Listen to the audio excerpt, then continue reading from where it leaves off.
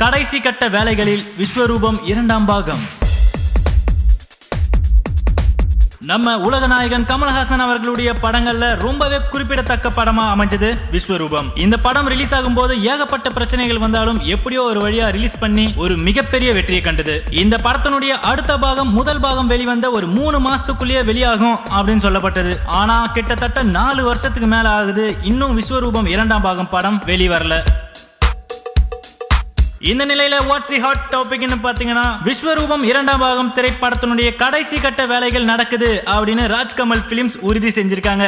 S, அதாவது விஸ்வரூபம் 2ஆம் பாகம் படத்தினுடைய காட்சிகள் பெரும்பாலானவை முதல் பாகம் எடுத்த போதே ஷூட் பண்ணிட்டாங்க. மிச்சம் இருக்க சில காட்சிகளை நடிப்பதற்காக தான் இப்போ நடிகைகள் பூஜா குமார் அண்ட் ஆண்ட்ரியா கிட்ட கால் ஷீட் வாங்கப்பட்டிருக்கு.